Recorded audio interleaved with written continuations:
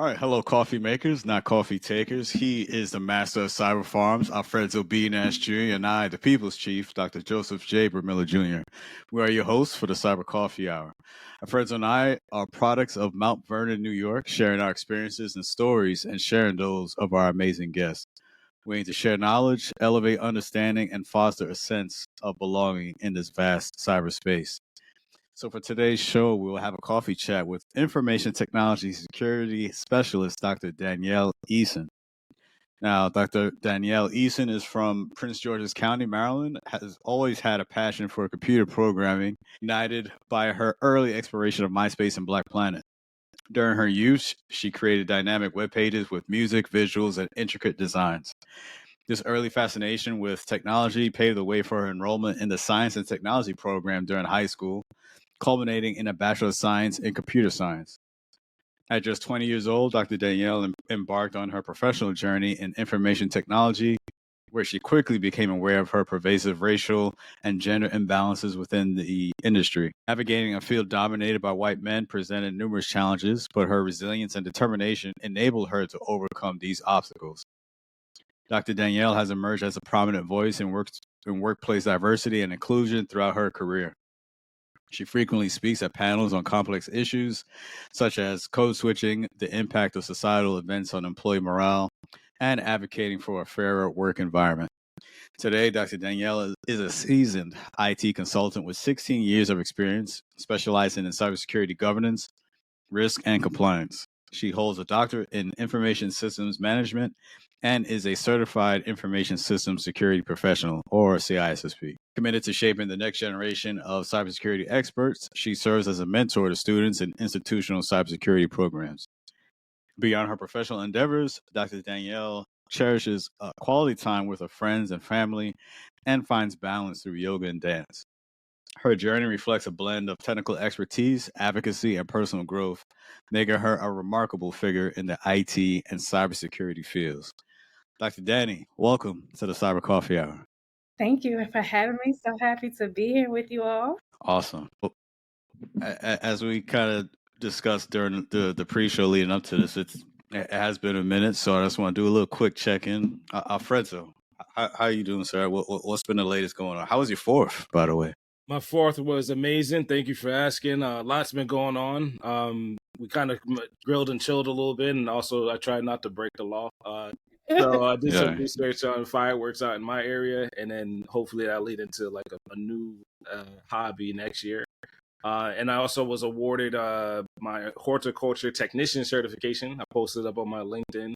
I was a little nervous about Congrats. it. Yeah. So I am now entry-level nursery worker, if that matters.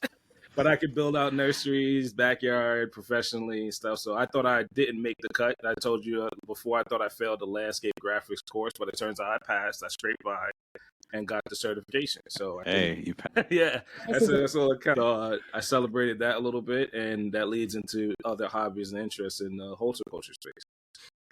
Nice. Yeah. Dr. Danny, how about you? How was your holiday? So I actually got to spend the holiday in Baltimore. I'm a PG girl, so you don't really venture up there too often. But no, it was a great time. Got to see some fireworks, ate some good food, good company, just a real good time. So real chill. It's a place called Alexander's Tavern. Nice. Okay. So I have a gluten issue, but they have great gluten-free options. So it's really a place for me to like really just go pick out. It is what it is. I got to pick out. Good time. Yeah. That's what's up. I said Baltimore too. That's kind of cool. On the holiday, nice. I didn't do anything. I pretty much sat on the couch. I will say I caught up on some shows. I don't know if either of you watched Supercell on Netflix. Oh, how was that? It's very good. Like I finished it. And I almost want to rewatch the whole season again because it's that good. And it's definitely going to be a season 2 because the story is definitely not done. So it's very good. I thoroughly enjoyed that. And then now I'm currently watching another show. It's on Netflix as well. It's called A Man in Full. There you go. A Man in Full. I'm trying to remember. Yeah, it's with Jeff Daniels. He's He was in the show The Newsroom back on HBO a while back. Even before that, of course, he was with Dumb and Dumber alongside Jim Carrey.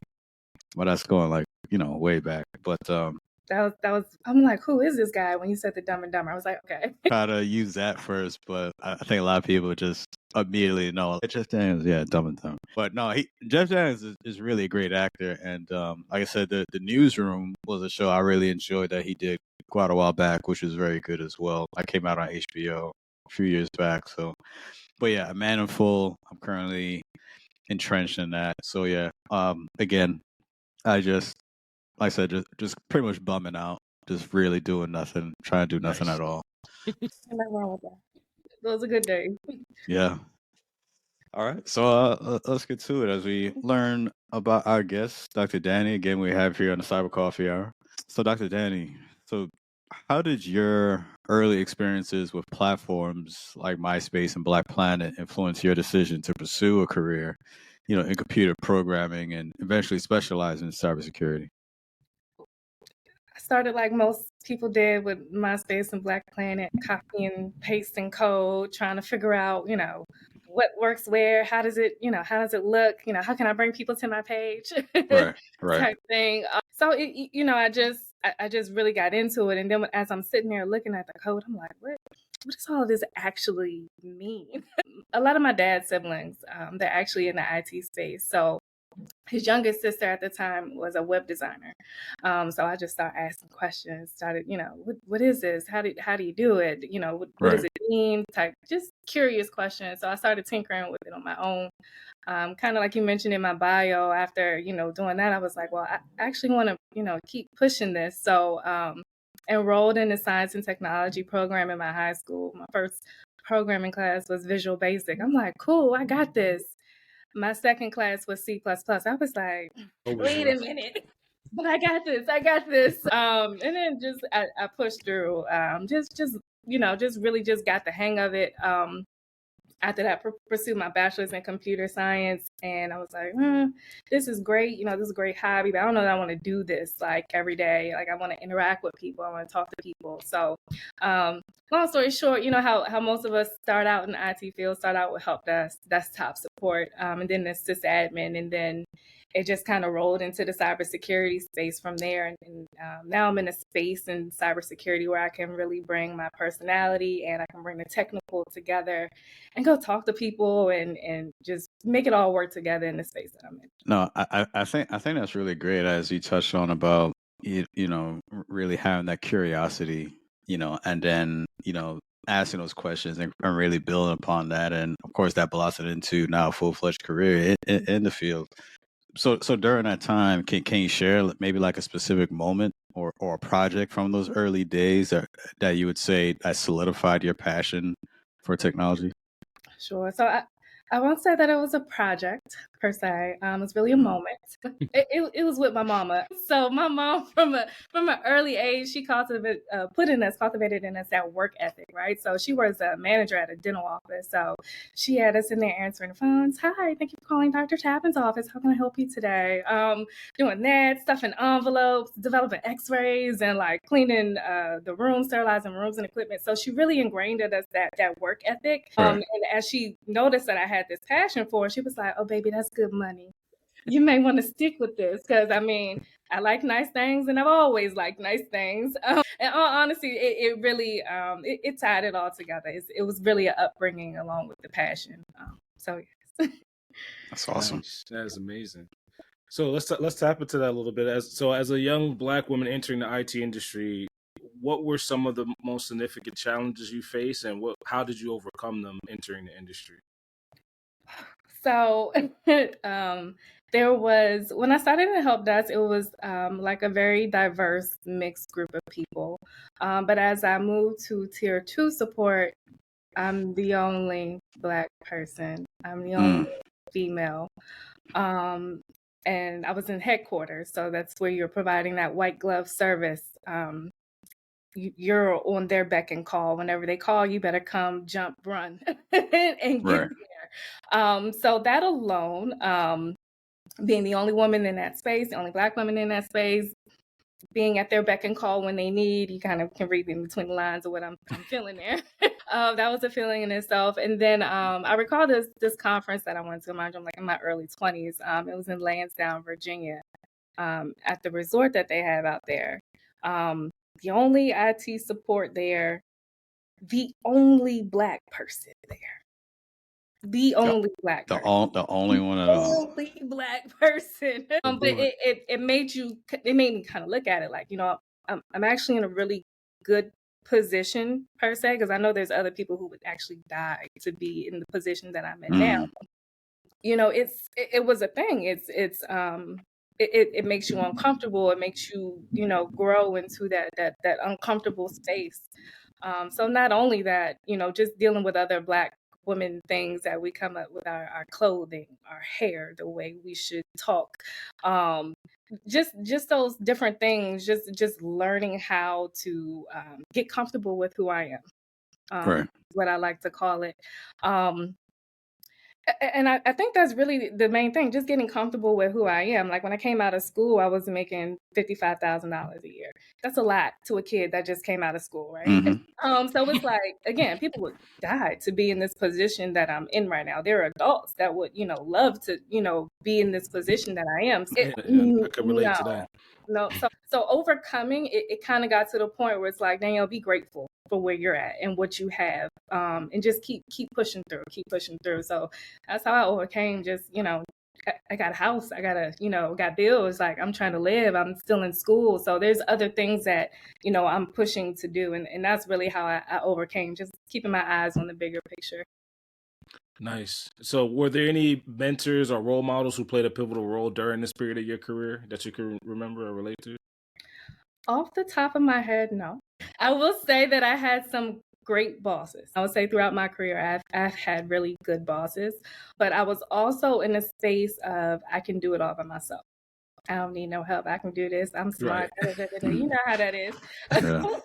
and not realizing at the time, like, Dannielle, you probably did need that mentor. You did need another strong person in there to really, you know, really help and guide you along the way. But I didn't realize that, you know, then today I have tons and coaches and mentors and I'm a mentor myself, in hopes that, you know, someone else, like the issues haven't changed, right? They're still imbalance, I could call it, in the field. There's still a lot of inappropriate things that happen in the field to women in the field. So today I just want to be that person for someone, or at least make that space for someone else who may be going through the same thing, to know that you don't have to do this by yourself. There are other people who have experienced the same thing, and we can give you some great guidance to, you know, navigate through it. So no one back then, but I will say towards maybe a little later in my career, around 2018, I did have someone who helped me bring more of myself out, more of my personality out. Her name is Tracy Duval. She's going to watch this because I'm going to send her the I have another guest out for a show. But no, seriously, she's just funny, fun-loving. Like you are going to get all of her personality in the first 2 minutes of talking to her, and she just really helped me just be comfortable with showing who I am and what I'm all about in the workspace. Awesome. That's awesome. Yep.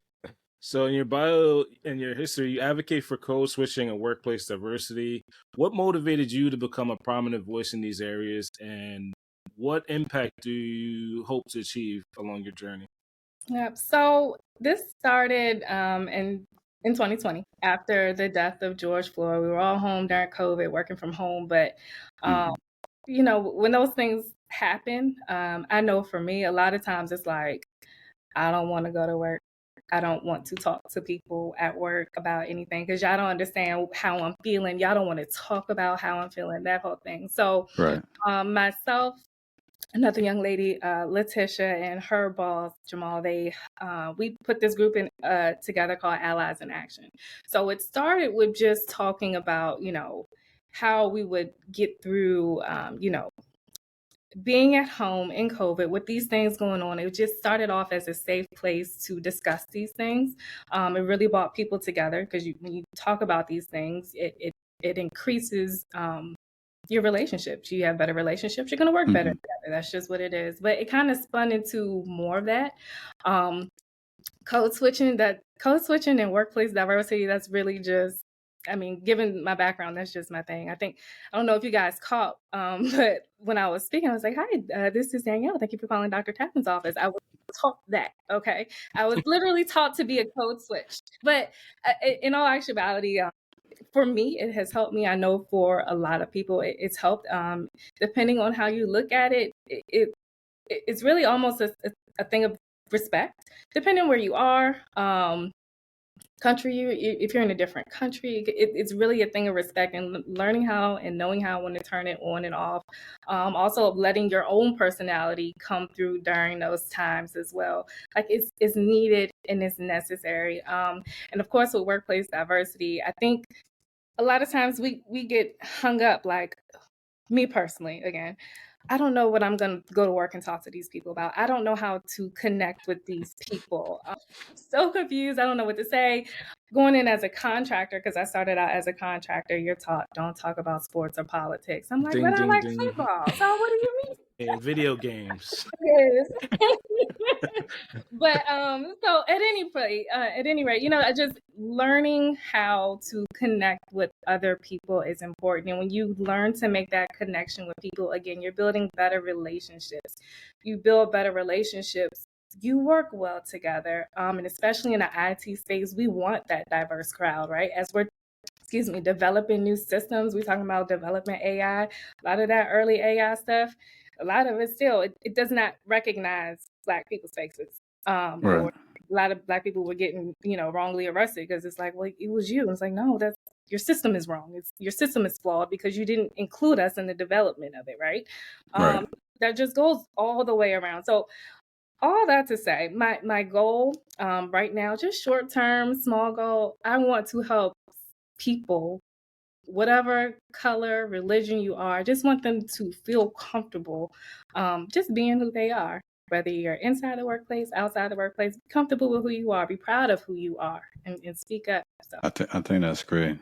And one thing that came to mind as you mentioned when you talk about code switching, do you receive like pushback in regards to that, saying like you shouldn't code switch, like you should be I guess like your authentic self at all times? Because like for me personally, I do think I personally think there is a balance, or there is a time and a place for everything. I think yes, I don't think it takes away from like who you are, but at the same time, you got to recognize like if I'm sitting there watching the Yankees game, acting like a maniac, I can't do that at work.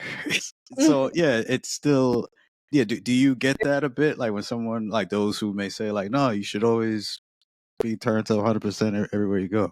No, I think there's a healthy balance. Like there's a significant difference between being professional and not being professional, right? Right. So, I mean, that's just that. Like, I'm not going to, if I'm speaking in front of the CEO, like, I'm not going to, you know, walk up to her and just start speaking slang, because she's not even going to understand what I'm talking about. I give her kudos because we had, you know, sit there and we'll have conversations. She's like, what is that? What does cap mean? And she's so sweet. I think there's an orientation session every time. So I'll throw myself on the fence. I don't have that etiquette. So what you see is what you kind of get. And I guess it's gotten me in trouble in some of these boardrooms in the past, right? And I do purposely try, like folks have told me my resume is boring compared to my personality. So I bring my personality first everywhere. I've been to scrum meetings and board meetings and you know, incident and calls, and this is what they get. You know, and then there's the education section. I love the shock factor too. There's an etiquette to introducing yourself to an organization and allowing that organization to accept you for who you are. Absolutely. So I think I love it. I love the culture shock that comes with, like you said, the diversity and the education factor. Yeah, let's talk about some video games for a second. Let's talk about how this platform isn't built like a video game I love, you know. And it's gotten me in trouble. I'm not gonna front. It's gotten me in trouble. I put it right out there, you know, 100%. This is just my personality. And sometimes it gets me in trouble. Sometimes people are like, well, where is that on your resume? You know, where's that personality of yours on your resume? Because we almost looked you over. You know, so a lot of times I like that face-to-face time to show people who I am and how I'm diverse in the environment. Essentially, there's an etiquette to both, I think. Absolutely. And I feel like you can still be yourself and be professional. You can still be yourself and show, that personality that you have, and people can be receptive of it. And again, it's a matter of you getting comfortable with yourself in order to really move that 100%. forward. Yeah. So you definitely have a lot of experience. 16 years and counting, to be exact. Not much, Nice. right? About to be an adult out here. The career's about to be adult. Almost legal drinking age. So with over 16 years of experience in GRC, what key trends or challenges do you see emerging in this field, and how should professionals prepare for them? So I'll say one of the big emerging technology, really, things that's coming towards us is post-quantum cryptography. That's a good choice. Right. But just for your viewers, like post-quantum cryptography is all about creating algorithms that prevent against the break-in of quantum computers. So quantum computers, they're evolving, and eventually at some point they're going to be able to break encryption, the RSA, the Diffie-Hellmans, the ECC that we use. It's going to eventually be able to crack that. So just looking, like, they compare this to, we don't really have anything to compare it to, right? But experts are... Skynet, no.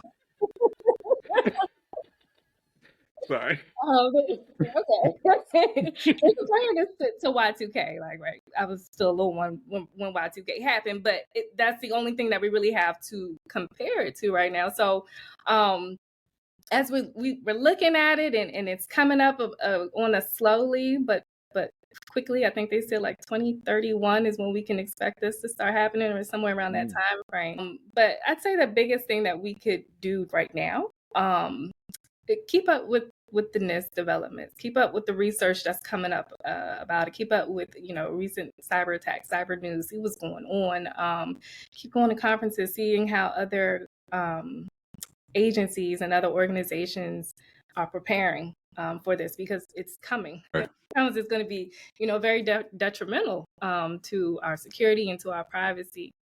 And another thing I would highly recommend for organizations, kind of do an assessment of your environment. What risk are you bumping up against right now? What are you using? Where are you using it? What data is it protecting?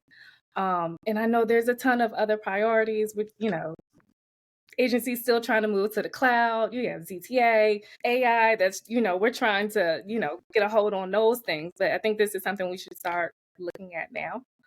And another thing for that is start working with our third party. Like, we're all moving to cloud environments. Most of us already in hybrid environments, right? But what are those providers doing? How are they preparing for it? And just kind of looking now to see where we're at. Like, a lot of those FedRAMP packages, they're using 853 Rev 4. Talk about that risk acceptance.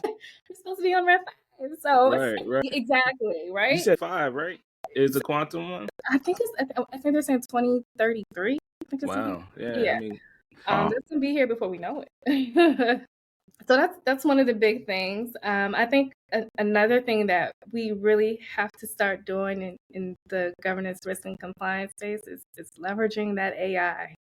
It would be such a lifesaver for me. I know everybody's environment is different, but when we're talking about having your compliance that aligns to your risk assessments, that's analyzing your policies and procedures, if we can put all that together, it's going with your projects. The new compliance comes out, you need this new project to go along with it, and you have all these things in one place. I know there's tools out there that do it.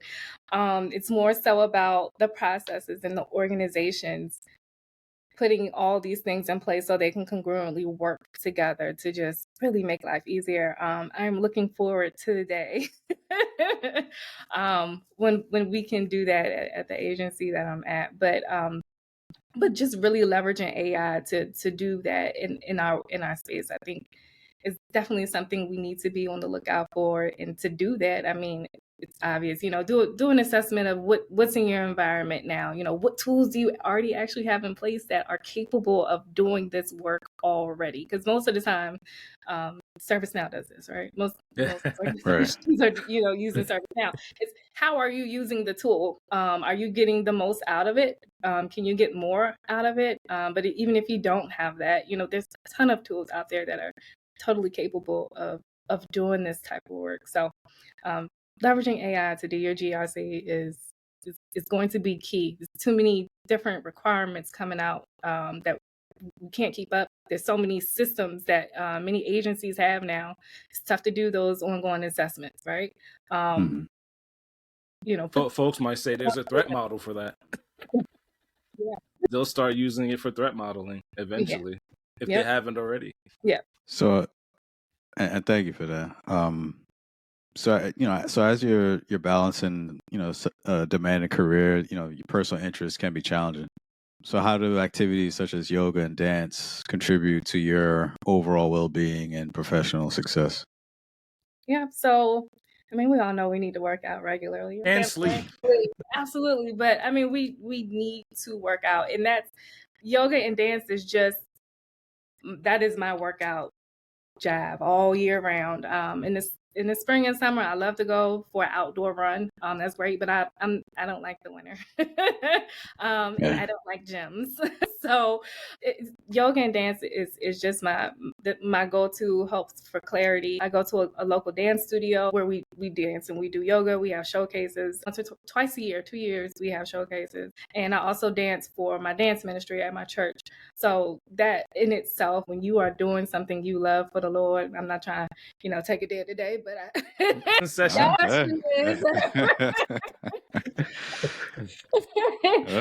when you're doing something that you love for God, it really it flows throughout all aspects of your life. You go in and you start doing things with a very high precedence. Put in a lot of energy and a lot of time and effort to make sure that it's done correctly. So it goes all the way around for me. No, and as Alfredzo mentioned, when we talk about sleep and just having different outlets, when we're doing this type of work, when we're talking about with cybersecurity, it can be very demanding. It is demanding, and the amount of hours, especially the more responsibility you have, the more that is asked of you to do what you have to manage. So it can be taxing, and you do need to find those things that. And so as you mentioned, as for yourself, it's yoga and dance. For myself, I like to go to the gym, do some running, weightlifting. I know Alfredzo, he's out there gardening. Even got certified in it. I'm also rebuilding this bike. You can't see it. I'm gonna get back into bike packing and try to ride this bike around the beautiful Baltimore.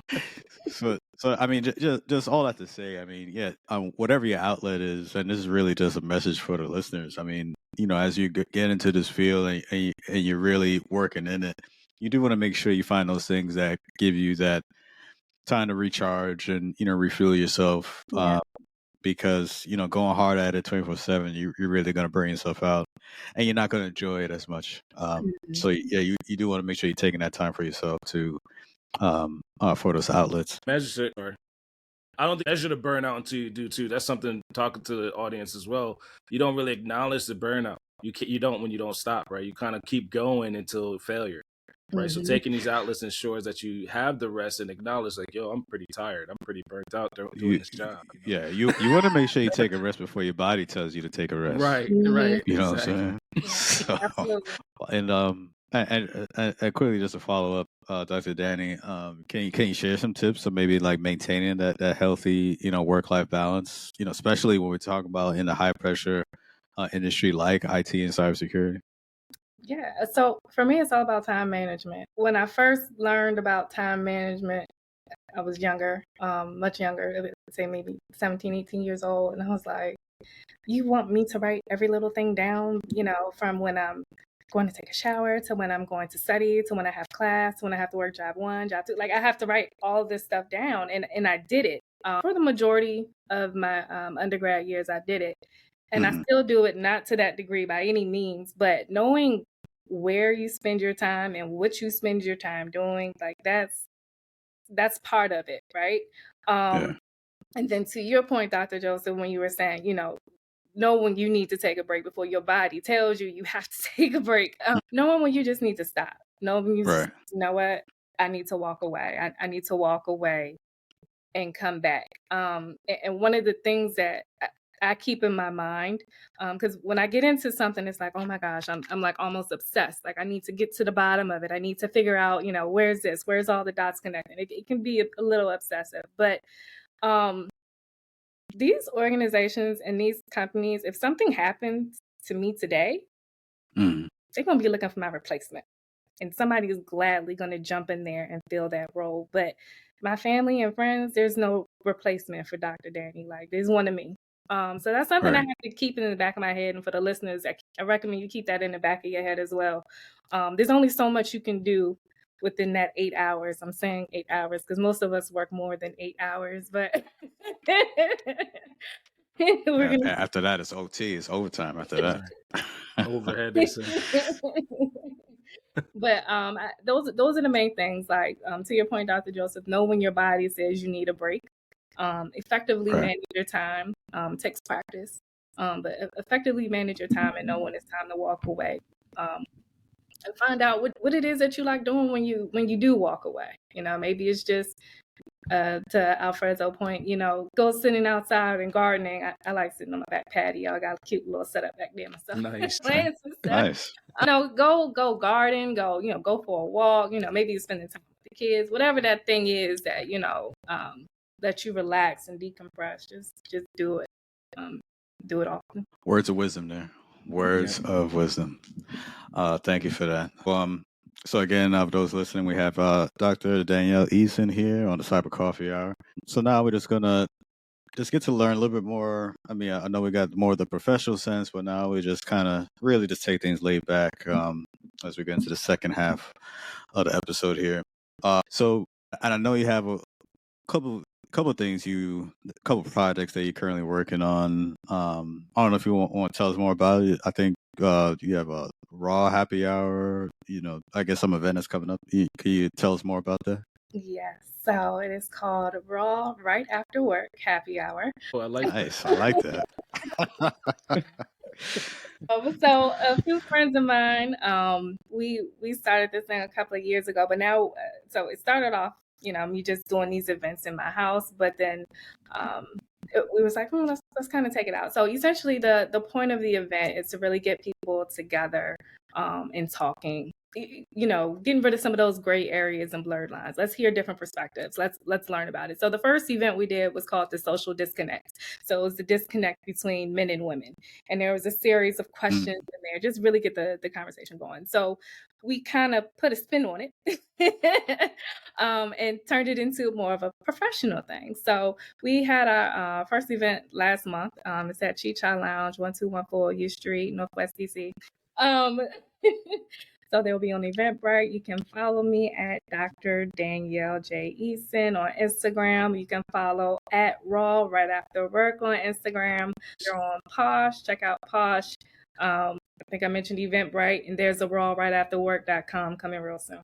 Nice. Also YouTube. We're also on YouTube. So that's coming. But the gist of the events is really to, get people talking when we go to these network events. A lot of times we go to these networking events and it's very superficial conversation. There's serial networkers out there, I like to call it. They don't make genuine connections. They just walk around and talk to everybody and get their socials. And I'm like, what? I'm just true. Serial social network is nice. So we really wanted to put a space together where people can come.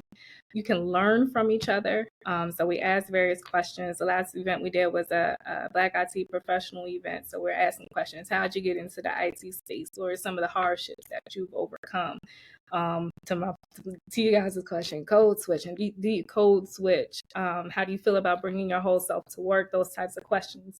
So it starts out like that, and then the questions, is raw, right? So the questions kind of take a turn and start talking about how do you feel about work husband and work wives when you're in a relationship? Those are real questions. What? Some of the responses, I'm like, okay. Other questions, how does a woman who makes significantly more than a man, how does that typically, how is that a factor when dating? So we talk about real questions. We're building IT, or in this case, we're building, those who wanted to get into the IT space, we're building that space for them. And honestly, once the conversation gets going and you start to hear other people's perspective, you be like, I resonate with what that person is saying. I resonate with what somebody else is saying. You're going to learn something. You're going to make a new connection. Hands down, for sure. And that's what those events are all about. I look forward to the YouTube page when it comes up. I think I need to check out a couple episodes of that. How has cybersecurity impacted your career, business endeavors, lifestyle, just overall?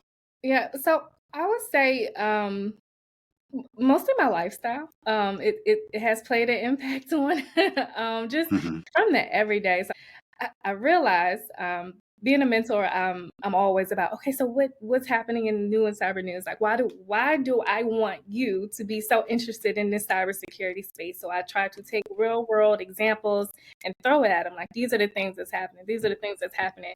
And in doing that, I just realized that someone somewhere has all of our data. That's just the bottom line. Like, somebody somewhere has all of my information, all my mama information, her mama information. They have all of that stuff somewhere. So I'm very mindful of that during my day-to-day. Everybody should be mindful of that during their day-to-day, every day. But some people, you're not immersed in the field like that, so you don't think about it. So all that to say, I'm very mindful of it in my day-to-day, and I definitely try to push, regular everyday cybersecurity tips along, getting that identity theft protection, be aware of those vishing and phishing calls, be aware of how AI, the impact of it, the deep fakes and the voice, can't remember the voice transitions, the voice things that they do, but how be mindful of those things throughout your everyday and your day-to-day life. So I'm always on my toes in my everyday life. It's almost like a paranoia, but it's legitimate and it's valid. Is that social? Oh, go ahead.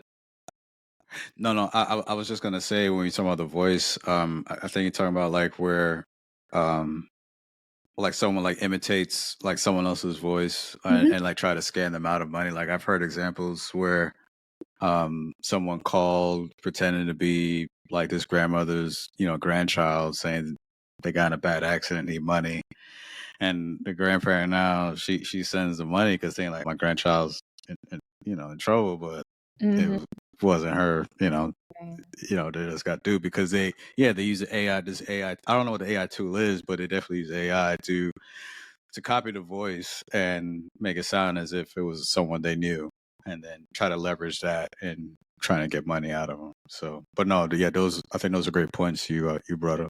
Those are the vishing attempts. They're getting very, very sophisticated and accurate to the original victim. Unfortunately, the vishing almost sounds 100% like the person that they're in danger or trying to reach out to. They say, oh, that's my nephew or that's my granddaughter, because it sounds so accurate now. What I was going to ask too, Dr. Danny, is when you talk about cybersecurity and some of the anxiety that comes with it at these events, do you get like a little bit of a, like, not so much pushback, but like a social anxiety? Because I do. Every time I talk about it now, people are more aware and they're like, well, we don't want to hear that our data is everywhere or it's public record or, there's a breach that has my data in it. So can you help me with that? Like, there's a little bit of social anxiety approaching folks and talking about these things. For me, there isn't. It just is what it is. Do you think people want to hear like how to stop those things, like how to stop those things from happening to them? Absolutely. Okay, cool. That's the part that I'm trying to get reconnected to, is like letting folks know there are ways to prevent these things. There are mitigations. There's worth of conversations, some of the strategies, and then how to protect yourself from some of these really insane data breaches now. Yeah, it's up to them to listen. Yeah. You can provide all the safeguards and recommendations, but if they don't take heed to what you're saying, then okay. Right, exactly. So we could say the same thing, like just with our regular security and awareness training, right? We're required to do that. Most of these security breaches happen from the end user. Yeah, that's true. It's human error. We're going to make mistakes. We're human, but just saying it over and over and over again as many times as we possibly can. And, it might help somebody with if they're under a vision attack. You're like, you know what? I remember Dr. Danny saying something about this. This just seems very off in my gut. Let me just follow that. So, the little things. So we definitely want to talk a little bit more about the obstacles we talked about in your professional walk. Can we dive back into like some obstacles you might have overcome right now to arrive where you are today? Like, is there any challenges you're facing in your career now? Or personal, I'm facing a ton of challenges personally right now. We're not ready to talk about them. We got to overcome those first. We're going to circle back to that. But but no, I will say one of the biggest challenges I faced was really during that era that I described earlier, just when I was really getting my feet wet into the IT field as a sysadmin. I was working 2 jobs and I was in school full time pursuing my doctorate degree. And it was a lot. It was a lot. And again, I had that mentality. I'm taking over the world. I'm doing all of this. And not realizing when I'm burning out. That had no type of anything about burnout back then. You just kind of go. But right. That, all of that work-wise. And then my grandmother was sick for a long time. Since I was in middle school, she was battling cancer. And in 2019, she passed away. But the last 2 years, it was just tough. I'm not sure if you guys, have had a loved one who passed away from cancer or who battled it, but it's not a very easy process. So for me, dealing with that with school, and then I had a personal relationship as well that was just like all over the place. It was a lot. So I think a lot of times when we're talking about our careers and, the hardships we face in our careers, there's also things that we're dealing with personally that make all of everything just a whole lot worse. But all that to say, was definitely able to overcome just sticking to my morals, sticking to, what it is that I wanted to do, and definitely just sticking with my grandmother. Our grandmothers, our mothers, they do something to us. They move us in an amazing way. And right before my grandmother passed, she said, "Dannielle, don't ever stop believing in God." And to this day, when I feel, a little overwhelmed, sometimes I can just hear her voice in the back of my head, and it's just like, tap back into it and just get back in the game, and keeping it. Yeah, absolutely. I think that's great.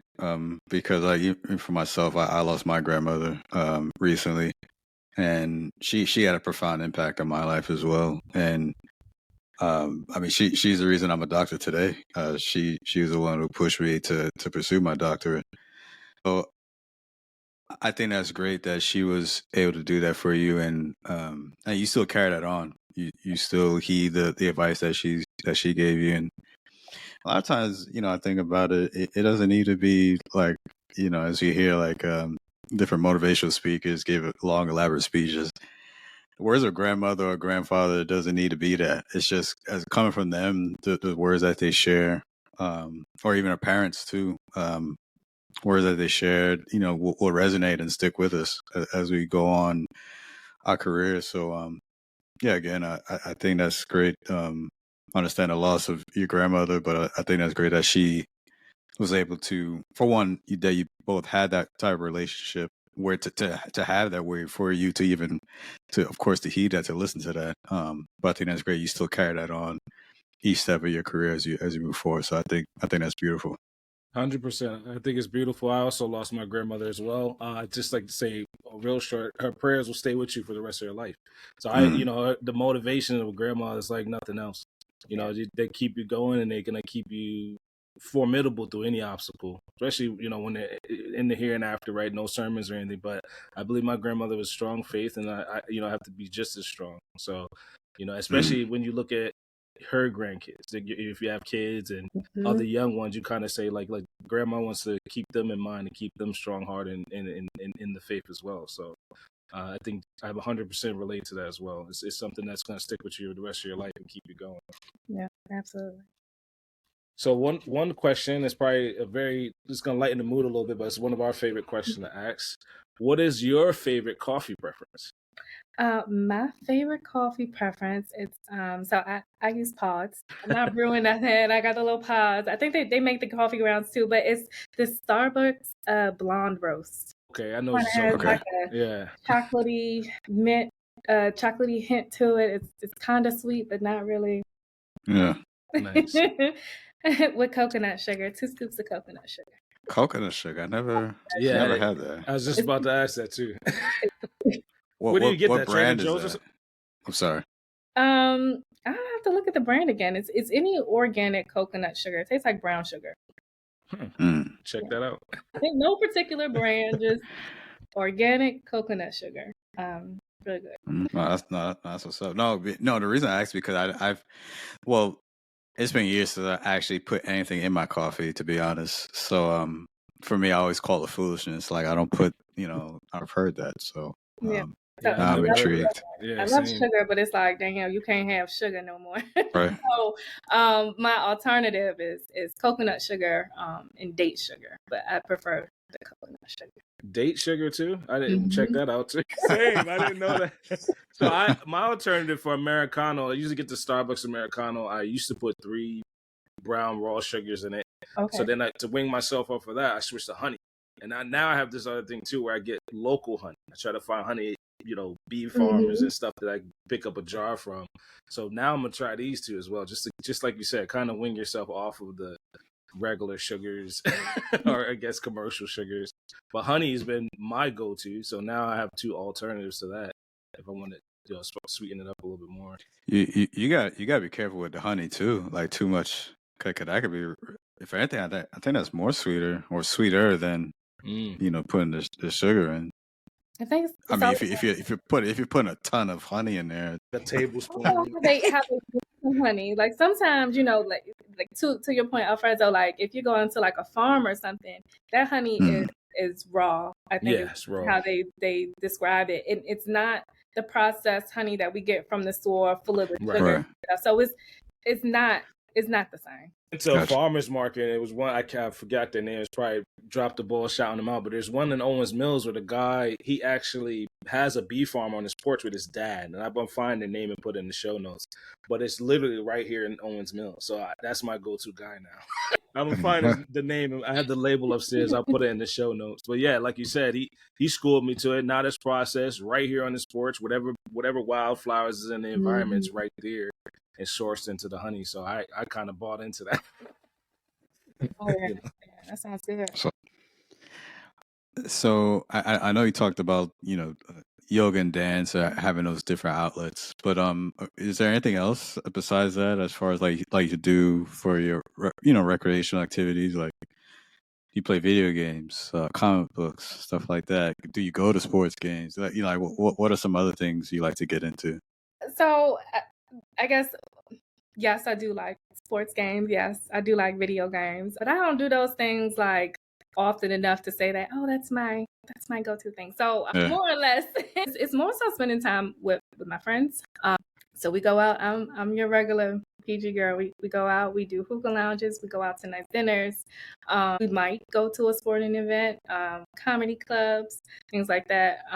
Also, I'm local. I'm by the water, so I love just going out, sitting by the water. Have a jet ski. Hey, we hitting the water today. So that's really my thing. I'm real chill, real low key type of person.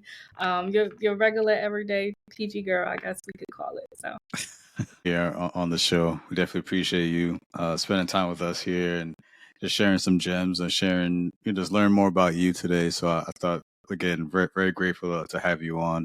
And before we go, is there anything you want to share with our audience before we wrap things up? Well, first, I definitely want to thank you both, Alfredo, Dr. Joseph, for having me. I appreciate this opportunity more than you guys can imagine.